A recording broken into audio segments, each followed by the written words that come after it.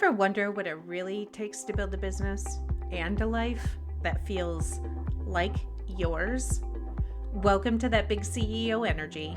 I'm Callie, entrepreneur, operations whiz, and your go-to for the real, raw, and unfiltered side of business and life. Because let's be honest, entrepreneurship isn't just about strategy and success. It's about figuring out who you are in the messy middle, trying new things, just because you can, and creating a life that actually fits you. From solo deep dives to candid convos with powerhouse business owners, we're talking all about the highs and the lows and the "why did no one warn me about this?" moments that come while chasing big dreams. So let's get uncomfortable, embrace the chaos, and make it happen.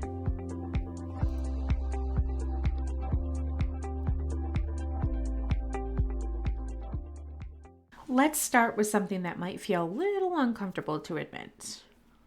Most of us were never taught that calm is something to protect.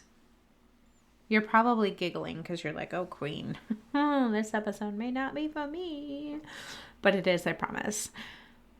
Right? We were taught to push through, to respond quickly, to stay available, and even these millennials, I'm raising my hand, that have been raised without the internet have fallen into the trap of being available, right? Because we have a device literally in the palm of our hands that make us available 24/7. You guys, do you remember when we would leave the house and we would come back and have an answering machine? Like it was this cute little device that you would press the button, and if people left you a message, you could hear it and then call them back. Yeah. Remember those days? But now, rarely people get to my voicemail. And we're also taught to, you gotta move at a pace that is very quick, or you risk falling behind. And in business especially, calm can start to feel like a luxury. Right? Sometimes it's like, oh, you can earn that later. I'll sleep when I'm dead. Right? You can get that once things slow down, once the business stabilizes, once the money is consistent. But here's what I've learned both personally and professionally. Calm is not the reward for success. Calm is the requirement for sustainable success.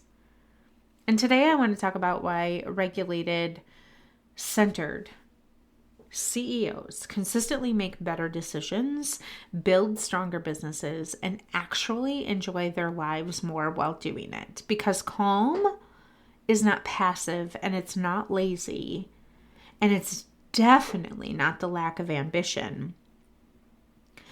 But here's the secret. Calm is a competitive advantage. Now, before we go any further, let me be really clear about what I mean by calm. Okay?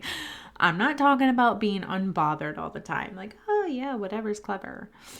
And I'm not talking about like pretending things don't stress you out. And I'm definitely not talking about spiritual bypassing or like this toxic positivity. But calm in this context means regulated.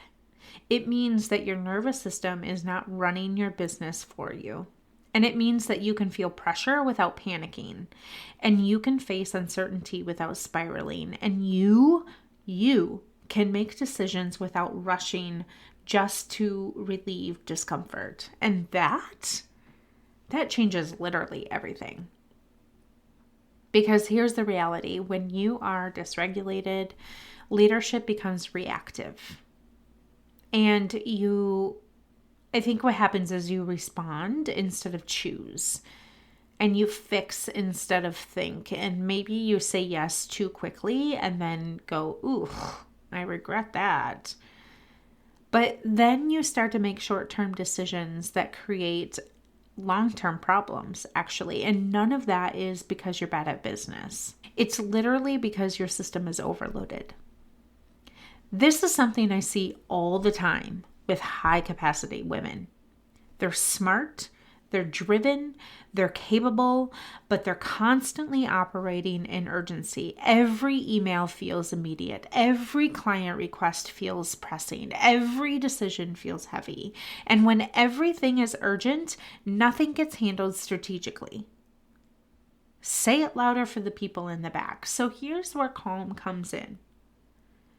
Calm, again, regulation, creates space. When you have space, you're able to think. When you have space, you're able to assess, right? And when you have space, you're able to respond intentionally instead of emotionally. And that space, where you're able to think, assess, and respond intentionally, is where good leadership lives. Let me say that again because this matters. Good leadership doesn't live in urgency. It lives in clarity. And clarity requires calm. Now, okay, this is usually the point where someone says, that sounds really great, Callie, but my life is actually really freaking chaotic. Sister friend, I get it. This isn't about eliminating stress, although if it's that chaotic, we need to talk about that. And there's a few episodes most recently that you need to go listen to. But it's about learning how to lead yourself inside of it. Because pressure is part of leadership. Responsibility is part of leadership. And decision making is part of leadership. But panic doesn't have to be, and it shouldn't be. And one of the biggest myths in entrepreneurship is that faster equals better. Like if we just post before, if we are the first one to think about this thing, guess what, you guys? There is nothing new under the sun. It's either already been done or it is in motion to be done or whatever. But what we come up with has been done before. Like we are not revolutionary people. We take ideas, thoughts, processes, and we put our personality inside of them, and that's what makes it different. When we use our whole selves inside of entrepreneurship, people actually identify and respond because of us. Not because that the product is some revolutionary thing or whatever, but we have made it different.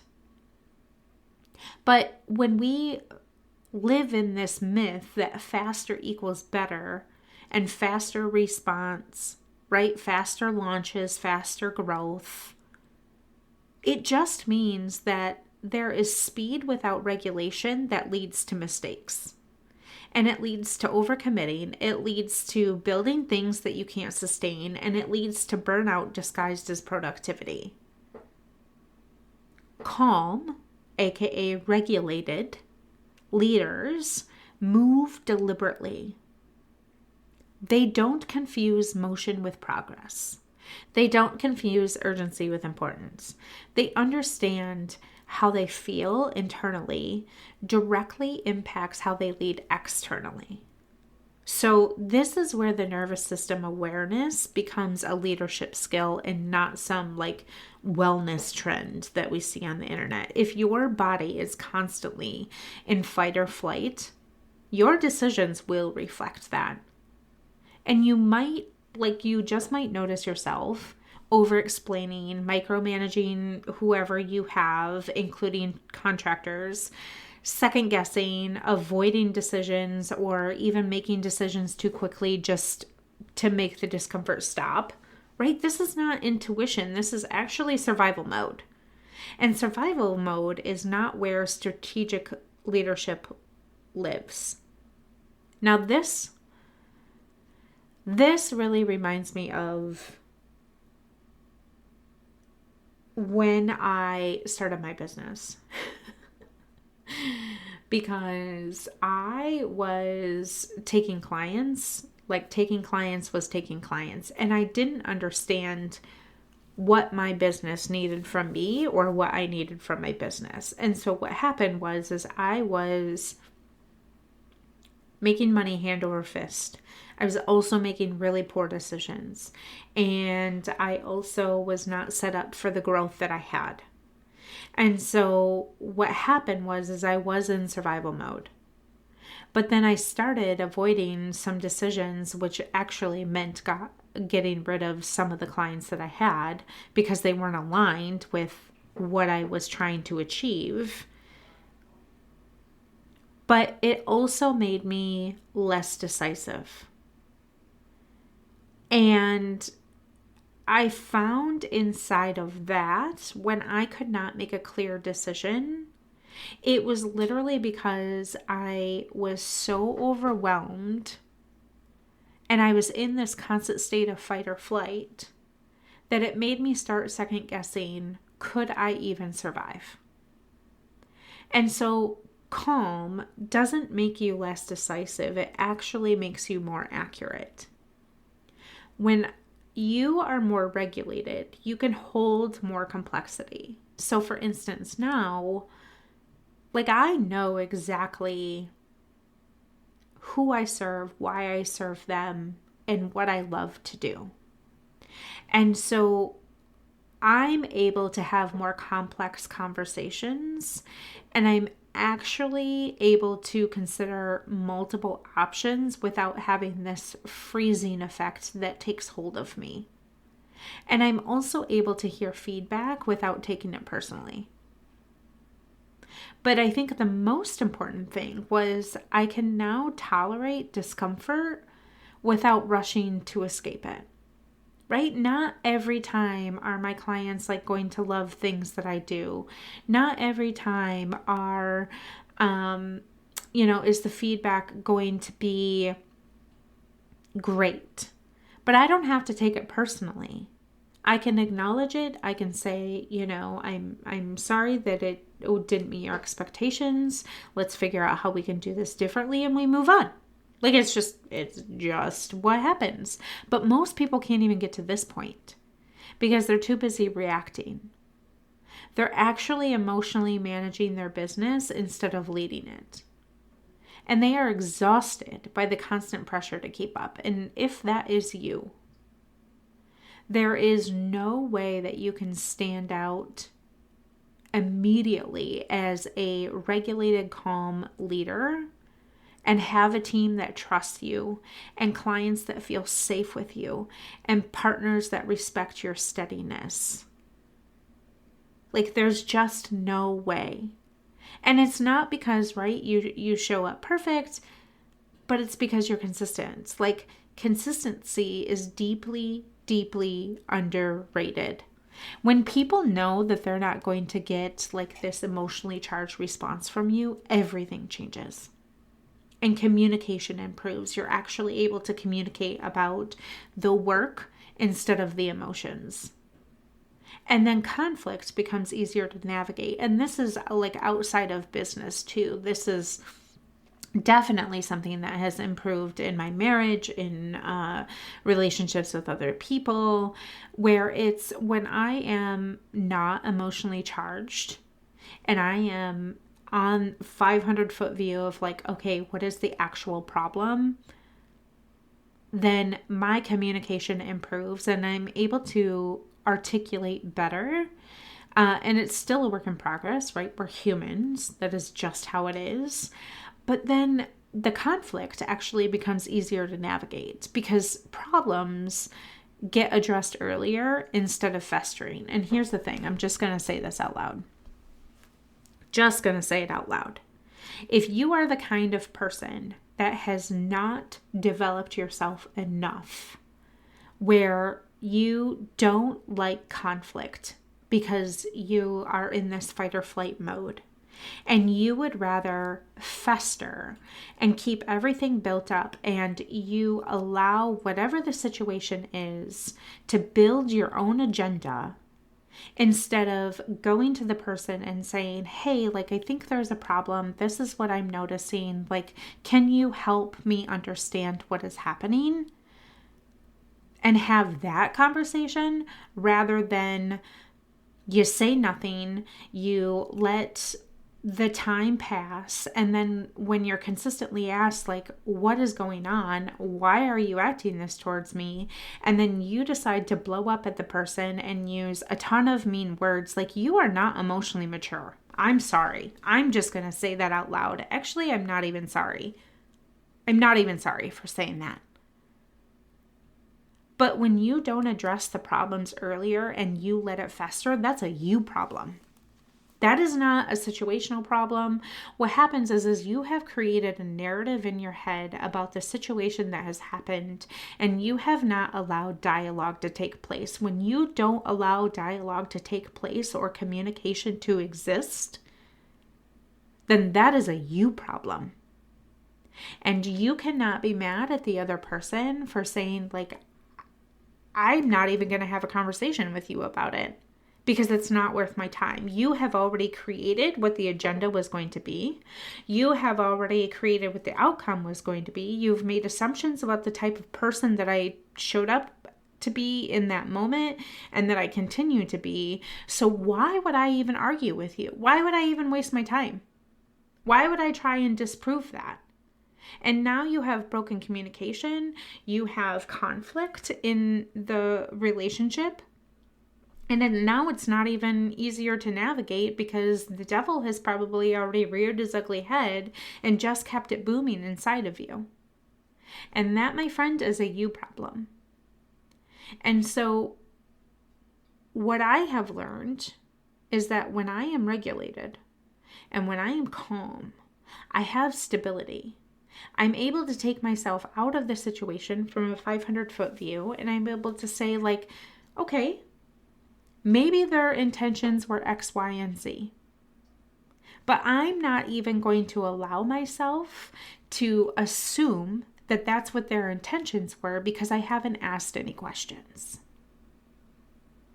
And when you become this piece of stability, it becomes magnetic. When you can get yourself to a point where you're showing up in conversations like that, there's this aura of calm that happens, and you actually leave the conversation going, wow, that was really productive. And I'm so glad that I asked about their view, and I'm so glad that I didn't show up with assumptions. Because now there's a piece of groundedness. And calm doesn't mean slow decision making. It means grounded decision making. And there's a huge difference. A calm person can move quickly when needed because they're not dysregulated, right? They're not panicking. They're not trying to prove anything. They're not reacting to the noise. They're simply choosing. And this is why calm leaders often build strong businesses. This is why calm people often have really good family dynamics, because they're not constantly rebuilding from the burnout. They're not constantly like hashing out at each other weeks after something has happened. They're not undoing the rushed decisions or emotions that have happened. And they're not cleaning up messes by the urgency that was created. They build with intention, and intention compounds. If you're listening to this and you're realizing that calm or regulated feels inaccessible right now, that's okay. It's okay. It's not about flipping the switch. This is about awareness first. But you need to start noticing like where your urgency is driving your decisions. Where are you responding out of pressure instead of clarity? Where are you rushing because slowing down feels super uncomfortable? Where are you making choices just to get relief? Those moments are information. They're not failure. Right? This could be a moment where you choose calm over urgency. This could be a moment where you protect your energy, right? But here's the truth that most people don't tell you. Being calm takes patience. And I'll be the first to admit, sometimes I don't have patience. Like, I don't have patience when I'm driving. Like, girl, get out of my way, right? But in some other areas, I do have patience because it takes learning how to sit with discomfort without immediately fixing it. It takes learning how to pause before responding, and pause on your terms. Right? Like you, and this is probably cliche, and it is also the very deep truth of you do not have to respond to every negative invitation that you are invited to. You don't. Because it takes learning how to trust yourself enough to slow down. And once you start sort of practicing the calm, everything changes. Your confidence deepens. Right? Your boundaries strengthen and your decisions feel cleaner. And I just want to camp on boundaries for one hot second. It is okay to have boundaries and let people speculate. It is okay to have boundaries and let people say that you have hate in your heart, or that you are bossy, or whatever they have decided that the narrative should be inside of their head to make themselves feel better and more superior in the situation, you're allowed to have the boundary to not respond to that. Because they didn't give you a choice. But once you have decisions that feel cleaner, you stop feeling like you're constantly behind. Not because there's less to do, but because you're no longer fighting yourself while doing it. Calm people aren't chasing peace. They're protecting the peace that they already have. They build their lives and their businesses in a way that supports regulation, not constant adrenaline. And here's the other thing that I have learned is that when I structure my schedule intentionally, I'm able to set boundaries around what my availability is. And I'm able then to make decisions from alignment instead of fear. And that is super powerful. And if there's one thing that I want you to take away from this episode, it's this. Calm is not something that you've earned once everything is figured out. Calm is something that you cultivate so that you can figure things out without losing yourself.